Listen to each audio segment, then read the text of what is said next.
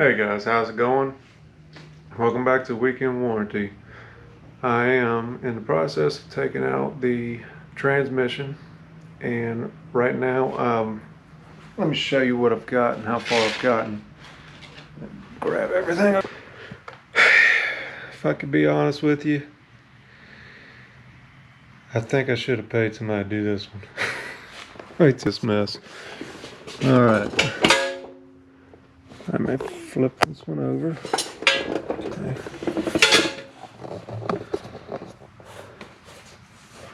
So I've got steering rack and pinion dropped. It's just 2 bolts. I've got the sway bar undone, and the oil cooler that was right here is off. There's a bracket with just 2 bolts. I don't know what it was holding. I don't think it was holding anything, actually. It's just a bracket. You pull this off. I'm going to show you the trick that I've been doing. Not very professional, but it works. So let me see if you can see this. This in here is the teeth for the flywheel and the starter. So the starter grabs this ring gear that's wrapped around the flywheel and spins the engine to start it. Well, what I was doing was prying in here and pushing it over to move it so that you can get each individual bolt that is connected to the dual mass flywheel and the actual starting flywheel, or the real flywheel. And this tool, let me get out in the sunlight here and show you what I got. This is what you're going to need. It's not what you need, but it worked out pretty well for me. This is a tool I got at Harbor Freight a long time ago, and it's just a flat bar with a socket, a 3/8 socket on the end of it, and it is for removing and installing serpentine belts.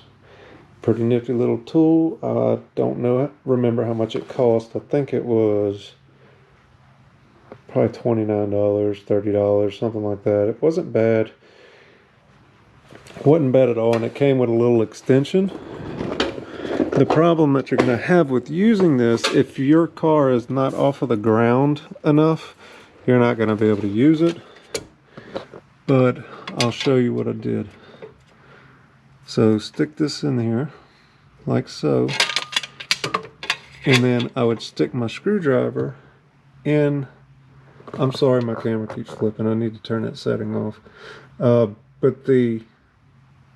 I'll stick a screwdriver, a flathead screwdriver, in the ring gear, in that little hole right there, and hold the flywheel in place, and then pull this bar against it, and this bar has a lot of leverage, and it will get the job done. All you need to do is break it loose, and then you can unscrew it by hand. And I found that it wasn't too bad to spin the engine over with just a screwdriver and that ring gear. This is not the right way to do it. The right way to do it is to go on the front of the engine and spin the crankshaft, but there's not enough space in there, and I don't have help. I'm here working by myself, and that's just the route I took. So now I have all of those gears left. All of those bolts are out, and I can actually spin the dual mass flywheel by hand, no problem. It's pretty easy. So now I need to go undo all my hoses and undo. It looks like I have a bracket for the exhaust somewhere around here. I need to take the wiring harness off for the TCM. There's another bracket on this side. I don't have a light on this camera yet. I need to go buy one. I have another bracket right here. Let's see if I can get some light and show you what I'm working with. So this is the bracket. It's got a spring on it, and that's holding the downpipes. And also got to undo front drive shaft. I can't believe I just called that drive shaft. Front CV shaft. And that's going to be pretty easy. That's nothing to it. You just come in through behind the wheel. This camera's got to stop flipping. So I come in behind the flywheel with my extension and my what do they call those? Triple square sockets. Come in through right here. And ooga dooga, take it off, you're good to go. And then I'm basically going to complete everything underneath the car, and then I'm going to work on top with my transmission jack, which is not a transmission jack, it's a motorcycle jack.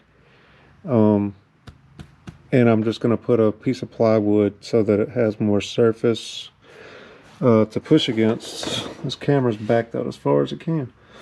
Gonna give it some, surface area to land on so that I don't damage this pan, because right on the other side of this pan is a mechatronics unit that I'm gonna rebuild and keep in a closet for later use for when my new one goes out.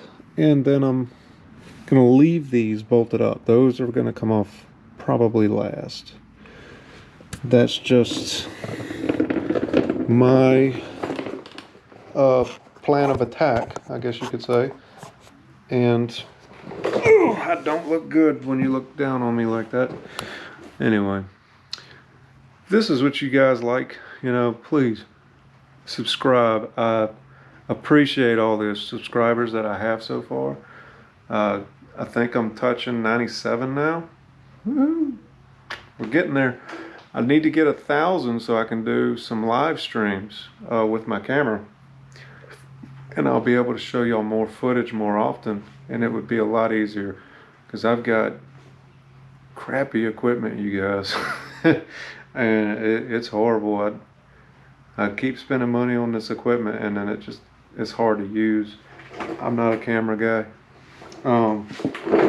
or a video editor, but anyway, this is a job, and I would so far suggest to you guys, I hate that I'm saying this, I would not recommend doing this yourself unless you have the mechanical ability to do it. This is not a DIY, I don't have any experience, let me go ahead and try to tackle this. This is a little bit more complicated than that. I'm not trying to discourage you or anything, but it is an interesting job. I may give it another rating after I'm done doing it and say it wasn't that bad. But they have made this job hard. Let me show you this. This is unbelievable what they do. They put little fins so that you cannot use a standard ratcheting wrench. It will keep it from turning. You can get it on there, but it will. Let me try to show you. I might have to put shit back together to do this. Excuse my language. But let's see if I can find one real quick. Let's see. Let me put this bolt back in. There's really nothing to it. This is not a flattering angle, I know.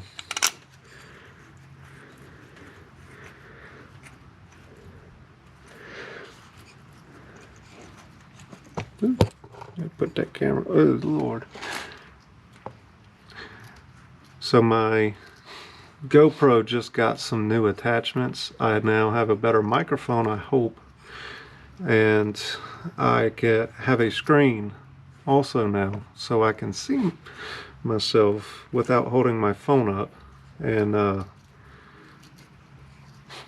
it's not flattering. I am definitely not a supermodel.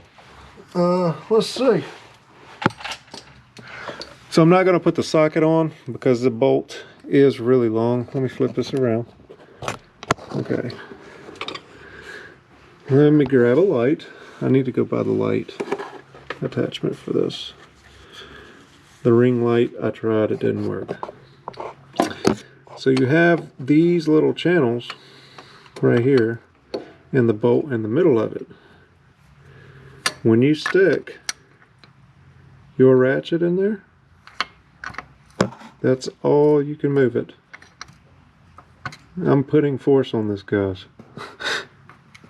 That is all. So you have to have a fine tooth ratcheting wrench, and there's not enough room to put a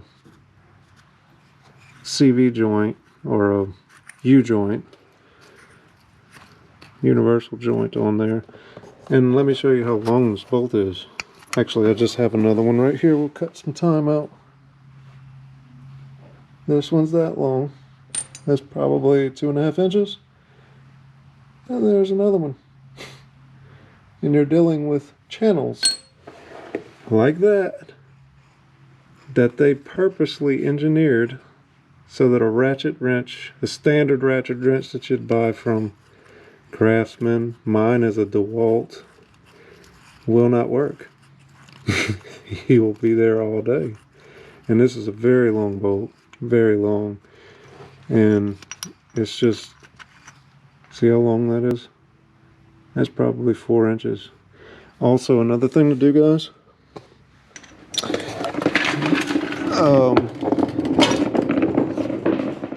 let me spin this around. Again, that's pretty neat.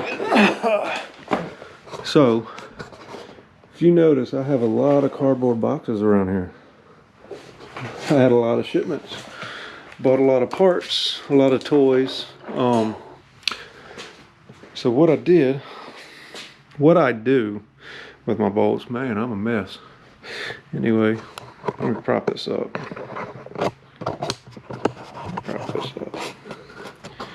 Set that right there. So what I do, and I'm sure that y'all have seen this on other YouTube channels, it is a really good trick. What I do, I take cardboard. These are the bolts off of the dual mass flywheel. And I will take them, pop them in there.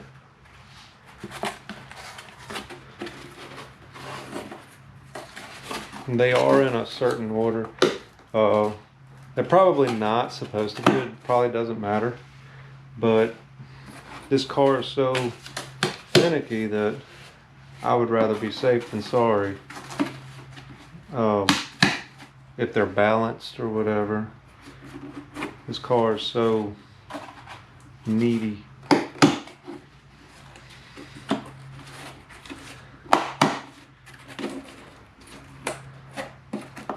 That's gonna get lost. So I take them, punch them through some cardboard. I'll get me a pen and I'll write flywheel. Anyway, what I'll do, write flywheel, and then I can go set it off to the side and it won't get lost. I have all my bolts. They're safe. I don't know why I'm getting cut out of the picture. Anyway, what does it matter? It's a good little tip. I would definitely do stuff like that to protect your investment. I mean, you don't want to have missing a bolt on the flywheel. That's not a good thing. There are 6 of them, by the way, in case you lose one. Another thing